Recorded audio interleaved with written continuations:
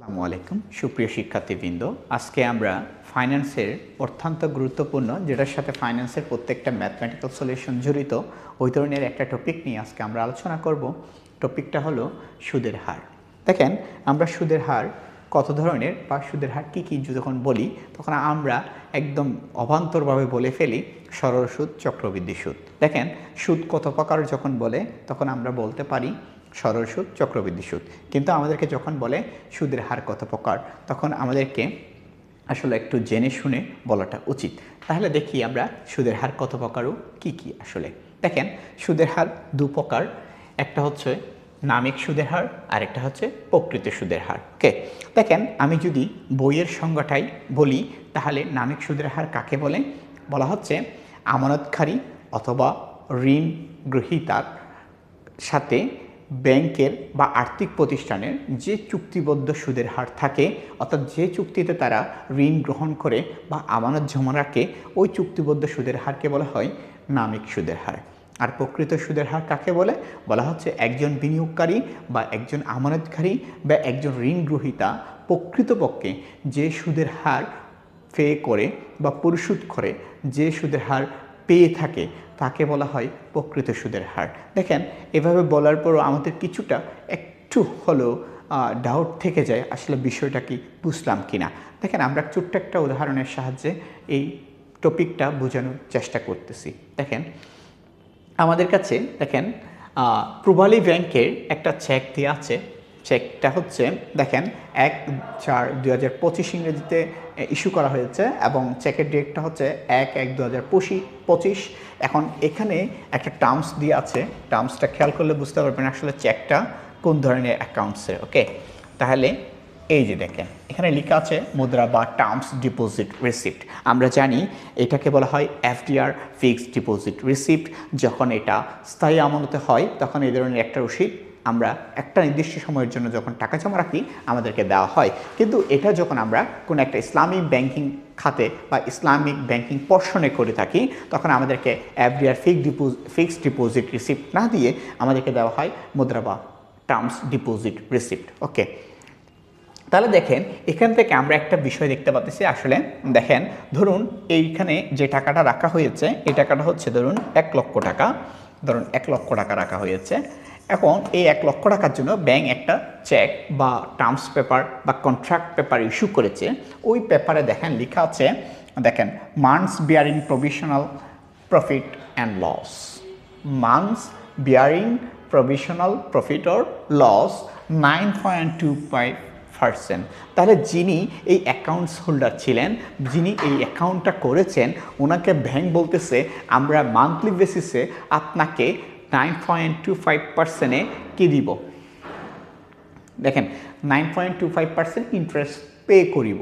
ঠিক আছে, তাহলে দেখেন এই যে ওই ব্যক্তি যখন ব্যাংকে টাকাটা রাখতেছে আর ব্যাংকার যখন তার সাথে ওই গ্রাহকের সাথে একটা চুক্তিবদ্ধ সম্পর্কে আবদ্ধ হচ্ছেন তখন তাদের মধ্যে কন্ট্রাক্ট হয়েছে, তাদের দুইজনের মধ্যে সমঝোতার ভিত্তিতে কন্ট্রাক্ট হয়েছে যে আমি 9.25% আপনাকে সুদ দিব এবং যিনি টাকাটা রাখতেছেন মুদ্রা বা টার্মস ডিপোজিট করতেছেন, এফডিআর করতেছেন, উনি বলতেছেন আমি আপনার কাছ থেকে 9.25% করে সুদ নিব।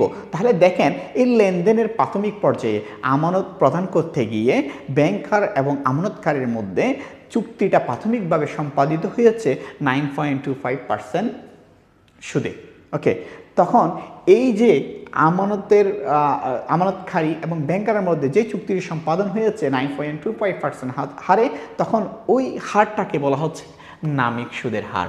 কারণ এই হারে দুজনের মধ্যে কন্ট্রাকচুয়াল রিলেশনশিপটা ক্রিয়েট হয়েছে। ওকে, দেন এরপর হচ্ছে দেখেন প্রকৃত সুদের হার। প্রকৃত সুদের হার যদি আমরা দেখি তাহলে দেখেন আমরা একটা উদাহরণের সাহায্য নিয়েছি। এটা হচ্ছে দেখেন এখানে আমরা ধরেছি এই 1 লক্ষ টাকা যেটা আমরা ডিপোজিট করেছি, এই 1 লক্ষ টাকা এখানে যে 1 লক্ষ টাকা ডিপোজিট করেছিলাম এটা হচ্ছে 9.25% হারে আমি ধরে নিয়েছি ব্যাংক আমাকে 6 মাস অন্তর অন্তর সুদ প্রোভাইড করবে, সুদ প্রদান করবে। ঠিক আছে, সো আমি ধরেছি 1 বছরে ব্যাংক আমাকে যে সুদটা প্রোভাইড করেছে। তাহলে আমরা একটু দেখি, ধরুন আমি ভাবলাম ব্যাংকে এই টাকাটা আমি 1 বছর ধরে রাখবো। দেখেন 1 বছর ধরে রাখবো। এখন ব্যাংকে যদি 1 বছর ধরে রাখি, এই 1 লক্ষ টাকার উপর এটাতে প্রেজেন্ট ভ্যালু অর্থাৎ আমার ফিউচার ভ্যালুর সূত্রটা অ্যাপ্লাই করেছি। Future value equal to present value into 1 plus I, N এর মান যদি দেওয়া থাকে আইকে এম দ্বারা ভাগ to the power by N into M. Okay, তাহলে দেখেন এখানে এই যে সুদের হারকে আমরা 2 দ্বারা ভাগ করেছি, যেহেতু বলছি প্রতি 6 মাস একবার করে সুদ দেওয়া হবে, তাহলে 2 ধরলাম এম এর মান, অ্যান্ড দেন এন ইন্টু 2, যেহেতু 1 বছরের সুদ বের করতেছে তাহলে এটার সাথে এনটা গুণ, তাহলে 1, তাহলে ইকুয়াল টু 2 হয়। ওকে, তাহলে 1 বছরের সুদ সহ সুদ আসলে ব্যাংক আমাকে দিচ্ছে কত? 1,09,766 টাকা। ঠিক আছে, এখন দেখেন কিন্তু ব্যাংকের সাথে আমাদের কন্ট্রাক্ট হয়েছে, ব্যাংক আমাদেরকে কয় পার্সেন্ট সুদ দিবে? 9.25%। এটা হচ্ছে প্রাথমিক কন্ট্রাকচুয়াল রিলেশনশিপে আমরা যেটাতে দুজনেই এগ্রি হয়েছিলাম, আমানতকারী এবং ব্যাংকার। ওকে, এটা প্রাথমিক নামিক সুদের হার ছিল। কিন্তু দেখেন আলটিমেটলি ব্যাংক আমাকে বছরে 2 বার সুদ প্রদান করেছে এবং 1 বছর পরে আমি ব্যাংকের কাছ থেকে টোটাল গেইন হচ্ছে 1,09,466 টাকা, অর্থাৎ 9,466 টাকা আমি গেইন করেছি। এখন দেখেন যদি 1 লক্ষ টাকার উপর ব্যাংক আমাকে 9.25% যদি সুদ দিতেন, তাহলে আসলে আমি সুদ পেতাম 9,250 টাকা। কিন্তু দেখেন আমি এখন কিন্তু 9,250 টাকা সুদ পাই নাই, এর চেয়ে বেশি পেয়েছি। কত বেশি পেয়েছি? 9,466 টাকা পেয়েছি আমি। তার মানে আমি বেশি পাচ্ছি হচ্ছে 214 টাকা।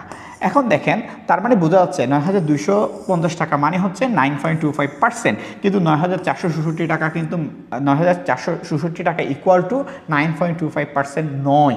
যেহেতু 214 টাকা বাড়তি, তাহলে এই রেটটা আর একটু উপরের দিকে দিয়েছে আমাকে। ওকে, তো আমরা আসলে প্রকৃতপক্ষে কত পার্সেন্ট সুদ পেয়েছি এটা আমরা একটু বের করতে পারি। এটা বের করার জন্য আমাদেরকে একটা সূত্র দেওয়া আছে, এটা হচ্ছে ইফেক্টিভ ইন্টারেস্ট রেট।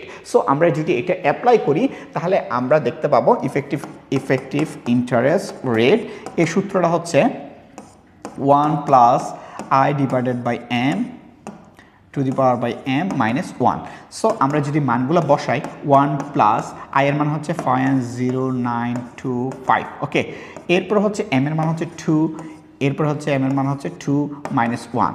যদি দেখেন এই বিষয়টা যদি আমরা ক্যালকুলেট করি, এই যে দেখেন এই বিষয়টা যদি আমরা একটু ক্যালকুলেট করি তাহলে আমরা মান পাবো 1.09456, এই মানটা আমরা পাবো। ওকে, এখন এখান থেকে 1 যদি মাইনাস করি তাহলে আমাদের কাছে থাকতেছে 0.09456। ওকে, তো এটা যদি আমরা ডেসিমেলকে যদি পার্সেন্টে প্রকাশ করি ইন্টু 100 যদি করি তাহলে আমরা পাচ্ছি 9.45%।